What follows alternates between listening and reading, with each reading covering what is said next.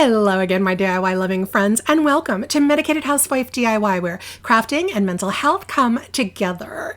Get ready to transform your holiday decor with these jaw-dropping, high-end Dollar Tree DIY tabletop Christmas trees. Create stunning Christmas magic on a budget that won't disappoint.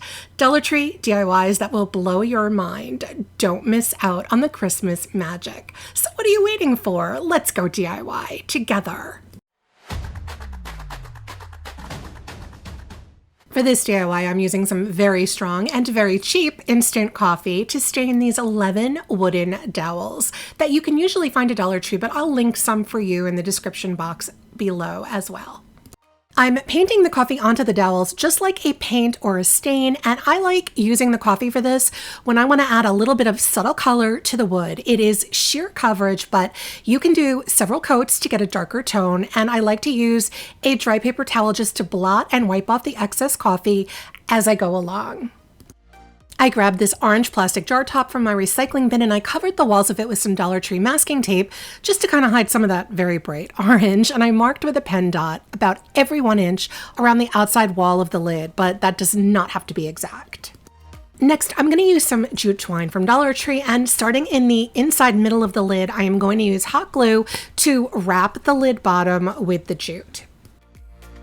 Once I get to the inside walls of the lid, I'm going to continue wrapping going up those walls, and I am going to end the wrapping once I cover the lip of the lid, just to the very top where that lip is. That's where I'm going to stop, and we're going to worry about the outside of that lid later on. We just want to get the inside and the lip. I'm using hot glue to attach the dowels to the outside wall of the jar lid.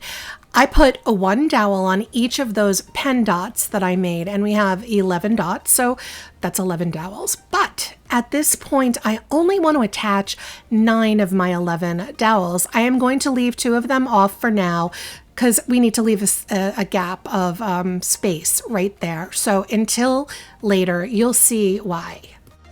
Then I very gently, because that hot glue has its work cut out for it trying to keep those dowels attached, we gently gather the tops of the dowels together. I use one of those clear hair elastics from Dollar Tree to temporarily hold the dowels squeezed at the top and to hold them in place, just temporarily. And this is why we need that open space, that gap right there. I've got some pine cones and Dollar Tree leaves, as well as a wired Dollar Tree garland and some fairy lights, which you do not see the fairy lights, but I did use those as well. I'm going to gently spiral the fairy lights and the gold bead garland and place them inside the dowels, and then play around with placing some fall and winter accessories in there, just seeing what looks good and where. You could fill this with anything you like. Maybe go beachy with some shells or vase filler for a very different look. This is really versatile. Now, once my tree is filled, then it is time to close it up with the last 2 dowels, which I will hot glue into place, and again, gently add those 2 dowels to the gathered bunch at the top that are in the hairband. Then to cover up the outside wall of the jar lid and to really secure those dowels in place on the bottom, I'm going to use some very thick jute, which I will link for you below, but you can definitely use the Dollar Tree Nautical rope for this too. I'm going to wrap the jute over the dowels and the jar lid, and going up only about 4 or 5 rows of jute until that lid can't be seen anymore. This makes the bottom look a lot better and really holds those dowels in place. Then, turning my attention to the top of the tree, I am going to use the same thick jute and wrap the tops of the dowels tightly together to form my tree shape. Here, I do another 4 or 5 rows of the wrapped jute until I get to the top, and I also add some wrapped jute at the very top to hide those tops of the dowels for a cohesive all-over look. I have this wood star, which you can get at Dollar Tree, but I will link some below for you too, and also some wood beads. I am using this furniture marker I got at Dollar Tree to stain the star and the beads, and I'm going to attach the star to a toothpick and add the beads to it before sticking it into the top of my tree. I grabbed this very unique shaped wood slice that I got at Dollar Tree, and I used it as a base for my tree and glued the plastic lid right on top of it. Then I took another piece of that thick jute and loosely wrapped it around the length of the tree a couple of times, just securing it at several different points with a small dab of hot glue. Then I took my star glued to a toothpick with 2 beads strung on it and used some glue on the toothpick bottom to place at the top of my tree. And this is my wood dowel Christmas tree, and oh my goodness, do I love this tree. It's so neutral with a boho vibe. It's just everything I love in a Christmas DIY. It's unique and also truly festive. I love it equally at night with it lit up like a Christmas tree. High-end, low-cost, a truly winning DIY in my book. Now, as some of you might know, I have this huge wheel of tracer wire in my hoarder's basement. And by the way, I still don't know what the tracer wire is really used for, so feel free to let me know in the comments if you know. Anyway, I cut 4 pieces of the wire into a shape to fit over the bottom of the large foam cone. I got this one on Amazon and I will link it for you below, but you can use some of the shorter cones available at Dollar Tree. Your tree will just be shorter. So I cut the wire into 4 pieces to fit around the bottom of the cone, coming up past the top of the cone. So each piece makes 2 pieces of wire coming up from the bottom to the top of the tree. Hopefully that makes sense to you because that was a lot of words, so I really hope you understand what I mean. I place each piece of wire around the bottom of the cone and use some hot glue along the bottom to secure the wire in place. I do the first piece using the seam in the cone as a guide, and then I place the next piece across the first piece like a plus sign, and I hot glue that second piece in place too. I place the last 2 wire pieces in between the 4 sections that we made from the first 2 pieces. And again, a lot of words, but if you watch what I'm doing, it does make sense. You'll see. I hate using a lot of words. Just say very little. You know what I mean? And then I gather all those pieces of wire at the top and bend them so that they will stay together. At the bottom of the cone, I am using some jute twine from Dollar Tree and hot glue, and I'm going to wrap the twine around the wire pieces and on the cone, just going up around the cone probably 5 or 6 rows or so to help secure those wires in place at the bottom. I bend all the wires at the top of the cone so that they're coming out from the cone to make this next part easier. We are going to do some basket weaving, and we're using a very long piece of jute that is folded over in half, and taking that looped end, we pull the loop over the first wire and push it all the way down to the bottom, and we use some hot glue to secure it into place. Next, we're doing a basic basket weave, which is using 2 pieces of jute and twisting them after we loop them over the next piece of wire. And to make that simple, it's the same over and under like regular weaving that you would do, but we're using 2 pieces of rope at the same time. So we twist our hand every time we place the 2 pieces of rope over the next wire. And I know that sounds complicated, but if you watch, it's really very simple once you get a rhythm going. I am keeping the weave as tight as I can by pushing each piece down as far as it will go. I basket weave with that regular jute twine until I get about 1/3 of the way up the cone. Then I want to get a different texture of weave in there. So we're doing the exact same basket weave, but now we're using this thick jute that I also cut a very long piece of and fold it in half, taking the looped end and pulling it over the wire and using hot glue to secure it there. I begin the twisting and the weaving with this thicker jute, which is going to give the cone tree a lot more texture.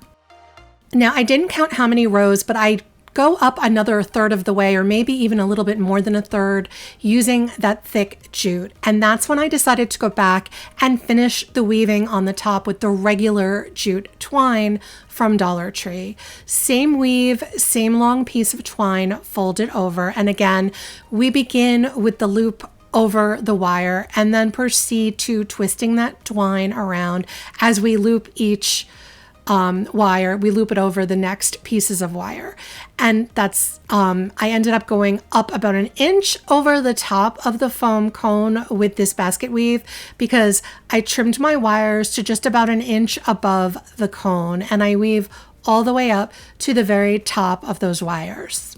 I had this wood snowflake I got on Amazon. I'll link it for you below, but you can find some wood snowflakes similar to this at Dollar Tree. And I used the Dollar Tree furniture marker to stain the wood snowflake. I then glued that snowflake to a toothpick, and I'm going to use that at the top of my tray. I also wanted to note that I glued 4 Dollar Tree wood cubes to the bottom of the tree as feet because the wire on the bottom of the foam cone makes it not stand up straight. I felt my tree needed some color, so I grabbed this leafy ribbon I had in my stash. I'll link it for you below. And I wrapped the leafy ribbon loosely around the length of the tree, starting at the top and making my way down to the bottom, securing it in place with hot glue.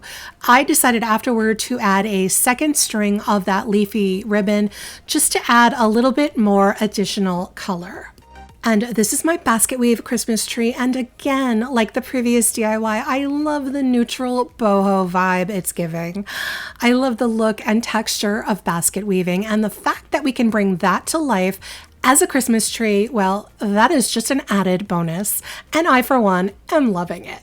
This next DIY is starting with 36 tumbling tower blocks from Dollar Tree. I'm using super glue wood glue, and I'm going to glue these 36 blocks into 2-block sets, glued side by side, as you can see me doing right here. So we're going to end up with 18 2-block sets.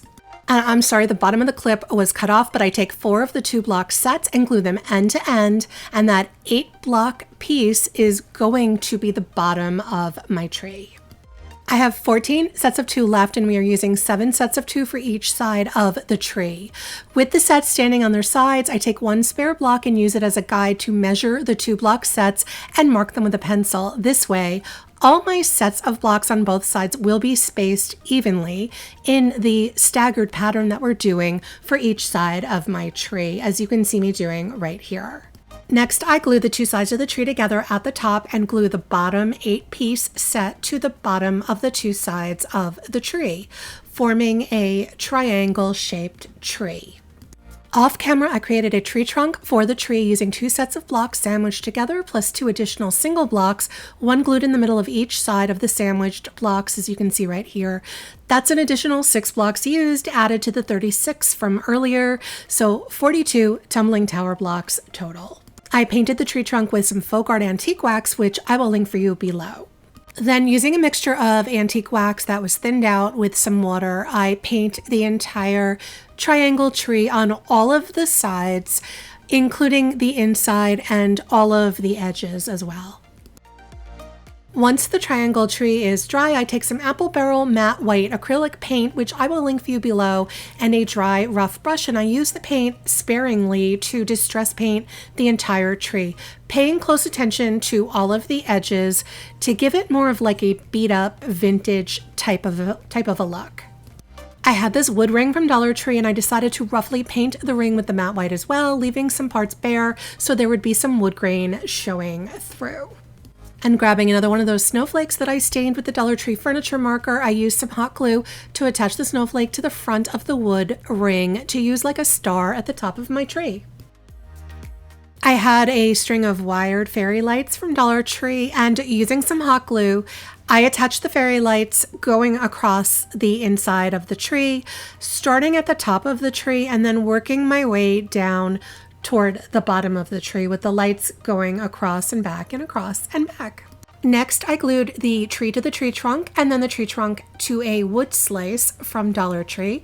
Off camera, I glued that snowflake in the wood ring to the top of my Christmas tree. And this is my rustic lit Jenga block tree, and I really like the rustic charm of this tree. It is giving me some serious Swiss chalet vibes, but that's a winter vibe too, and I am happy with that. It looks snowy, and snowy means Christmas to me. It looks super festive in the dark, and just an overall wintry feel. It is beginning to look a lot like Christmas. And you know the drill. I want to know what you think. Let me know in the comments which one of these high-end Dollar Tree tabletop Christmas trees was your favorite and why.